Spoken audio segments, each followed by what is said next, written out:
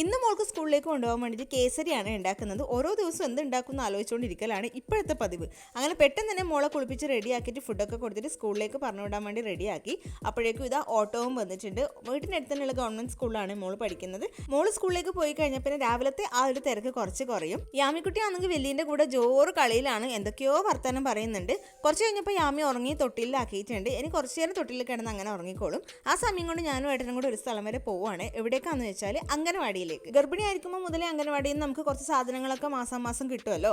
അത് വാവ ഫുഡൊക്കെ കഴിക്കാൻ തുടങ്ങുന്ന സമയം, അതായത് 6 മാസം ആവുന്നത് വരെ നമുക്ക് സെയിം സാധനം ഇങ്ങനെ കിട്ടിക്കൊണ്ടിരിക്കും. അത് വാങ്ങിക്കാൻ വേണ്ടിയിട്ട് പോവുകയാണ്. അപ്പോൾ നമുക്ക് നോർമലി കിട്ടുന്നത് ഗോതമ്പ് അല്ലെങ്കിൽ നുറുക്ക് ഗോതമ്പ് കിട്ടും, പിന്നെ വെളിച്ചെണ്ണ കിട്ടും, ഉഴുന്ന് പരിപ്പും കിട്ടും. ഇപ്രാവശ്യം ഗോതമ്പായിരുന്നു കിട്ടിയിട്ടുണ്ടായിരുന്നത്. നിങ്ങളുടെ നാട്ടിൽ എന്തൊക്കെയാണ് കിട്ടുക എന്നുള്ളത് താഴെ കമൻറ്റ് ചെയ്യണേ. വെളിച്ചനോട് ഒരു ജംസ് മുട്ടായി വാങ്ങിക്കാൻ പറഞ്ഞപ്പോൾ വലിയ ജംസിൻ്റെ മാല തന്നെ വാങ്ങിയിട്ട് വന്നിട്ടുണ്ട്.